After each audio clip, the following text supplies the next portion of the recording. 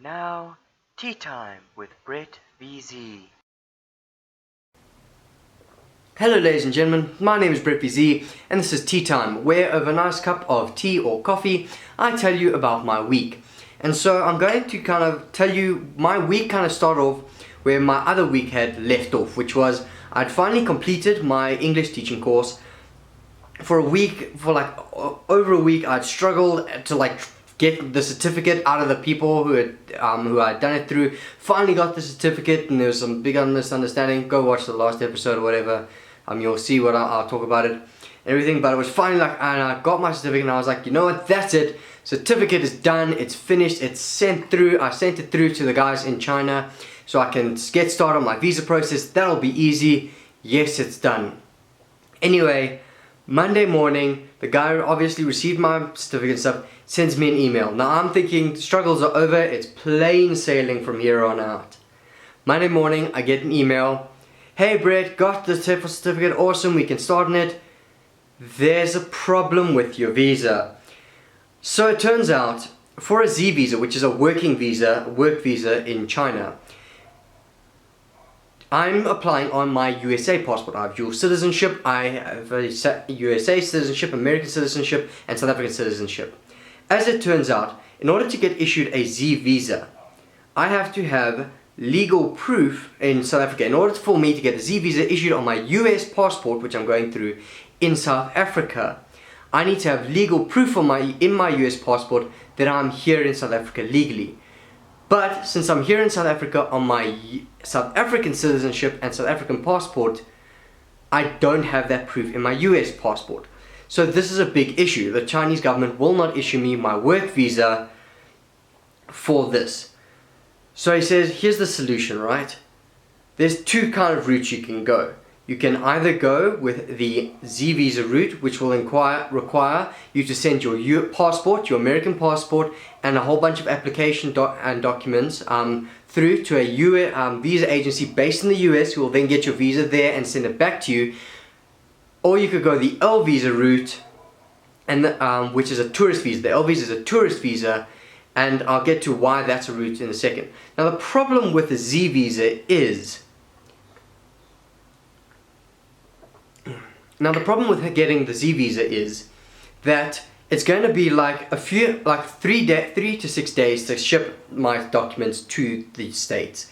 It's going to be like 3 to 6 days for the agency to get my stuff, and like another week for them to ship it back to me, my visa and stuff. This makes, and it's really a whole lot of unknowns. It makes getting my visa, I will get my visa, it's guaranteed, but it makes when I will get my visa a little bit iffy. I need to be in China no later than the 20th of April. 20th of April is when they start training at the school, and I need to be there for training and everything like that. And they said, but if you miss that date, it's okay. You'll just have to go for training afterwards, which is like a month or two later. You probably won't need it because you'll have been teaching by then or whatever. But yeah, Z visa is a lot more work, and it makes your time of arrival a bit more uncertain. However, the L visa is much more quicker, it's much more smoother, and it's easier. And here's the thing, right? What will happen when I get into China is I'll get to China on my visa, and I'll get two things. I'll get a foreign expert permit, which means I can work as a teacher and all that, and that's what the TEFL certificate was, the English teaching certificate was needed for. And I'll also be converting my Z visa, which is valid for like 30 days, allows me to be there, to a residence permit, which will allow me to live in China legally for a year or so. Now here's the thing, the reason why I can get a tourist visa to get through now is, it used to be you had to have a Z visa to get a residency permit. Apparently, but I still haven't verified this, I just want to double check with someone. Apparently what you need, the Chinese government has now changed the rule, and so that you can convert any visa now to get a residency permit of any visa. So getting a tourist visa means I can get into the country, and then I'll just change it to a residency permit, and that's all cool, dandy. But it does come with a caveat. You can change any visa to a residency permit as long as you have a foreign expert permit, which I will obviously have. So that's what the thing is. And he was like, so which route do you want to go down? I decided, let's rather go down the L visa route. So I've chosen to get a tourist visa. That's going to be much quicker, much easier, and getting an L visa means I know exactly what date and time, nothing's uncertain in terms of arrival will be. But now an L visa still involves me sending stuff over to the States. I told him that and he sent back and he's like, yeah, you're going to have to still send stuff to the States and have them handle that. But I was like, well, it's a tourist visa, and I was talking to my dad. Now my dad's visited China in the past and stuff, and he has an Irish passport as well, and on his Irish passport, as we were just chatting about this, he got a tourist visa on his Irish passport, and that was issued here in SA, and I thought, wait, if you could have your tourist visa for China issued on a foreign passport here, maybe I can do it, and that'll save a whole lot of time. I don't have to worry about a few days sending it to the States, I don't have to worry about people on the States side handling it. I can keep everything local, everything here. So what was my week? My week was spent trying to get through to the Chinese embassy to try and find out if I could in fact get a tourist visa issued on my foreign passport, foreign being US, here in South Africa. And the reason it took this long is I kept calling them late, right? Because like I've said in the past stuff, my sleep cycle was a bit screwed up, I'll wake up a bit later. So I keep calling them. Eventually, like Friday, I'm awake early enough at like 10 p.m.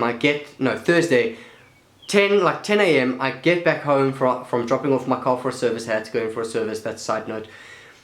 Call up and they're like, oh yes, hello, yeah, and then it's a whole I talked to one person for like briefly 2 seconds. Hello, Chinese Embassy, South Africa. Yes, I need to make an inquiry about getting a tourist visa issued on a foreign passport here in South Africa. Oh, okay. Are you American citizen? Yes. Okay, hold on. And I need to send you to another department. Beep. Voice menu. No, it's a mix of like Chinese and English, but also the line is so unclear. The automated voice is speaking so softly that I can barely hear it, and I get nothing out of it. No one's picking up the phone or anything like that. I can't barely hear. I eventually get something like visaforchina.org. That's the only thing I picked up of that message. So I look these people up. Oh, they're based in Santa and stuff. I try and call them, right? Automated voice. It takes me digging around like 4 pages of their site to eventually find a phone number to contact them. Voice menu, automated voice menu immediately for general inquiries and this and that. 1. General inquiries. Okay.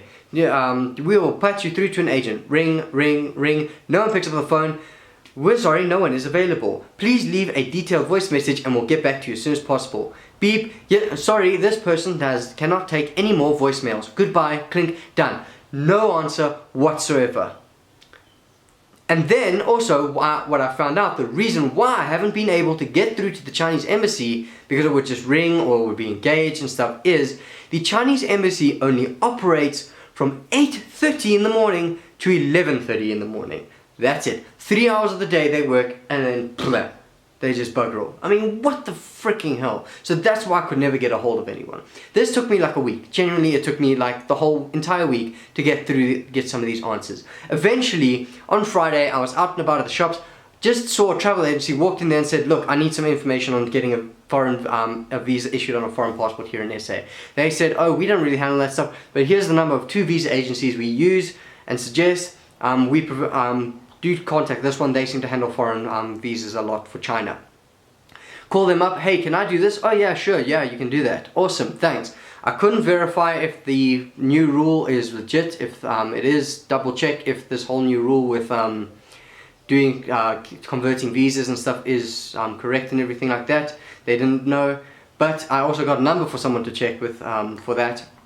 But yeah, so it took me like going out in 2 hours to just find out that yes, in fact, I can get a foreign visa and stuff like that. So starting Monday, I'm sending through my stuff. My dad knows an agent that should handle it. So my visa, I have started the application process for my visa. It should get started. So hopefully this is now all the stress and everything like that. The next thing I just need to worry about is getting enough cash for buying a plane ticket and booking the plane ticket.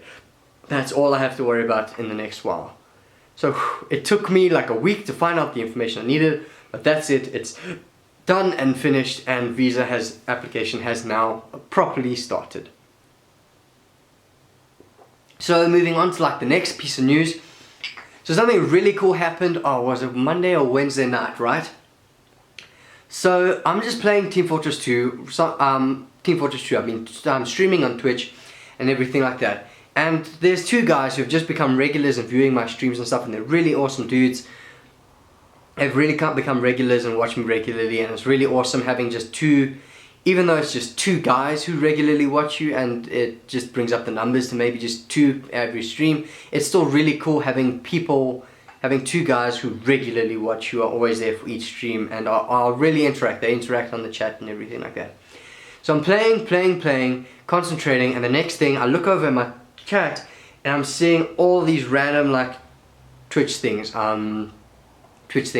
It's like, I am 48-year-old man from Somalia who is looking to play TF2. Please give me items, please. I'm not begging or anything like that. This is legit. Like, multiple of these just popping up in chat. My numbers are hitting, like, I'm hitting 32 viewers on my stream out of nowhere. Spam messages in the chat, you have a nice forehead and stuff. And I realize I'm being Twitch rated right now. So I'm being rated on Twitch and everything. And like most people, you would think it's not great. I thought it was brilliant. I loved it.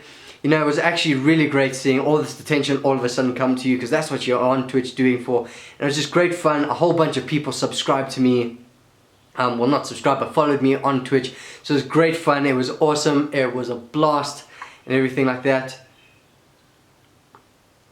I thought the you have a nice forehead joke was hilarious. I was laughing at it, and I asked the guys, dude, who sent you guys through to raid my stream and stuff, and they gave it to me. But also, as the one regular guy pointed out to me, dude, because of this Twitch raid, when you look at the TF2, so whoever's playing TF2 on Twitch, I showed up for a while. I showed up as the #2 channel of most viewed. I was showing as the second most viewed channel in playing Team Fortress 2 on Twitch. So that was really cool. That was really exciting to see. It was great fun.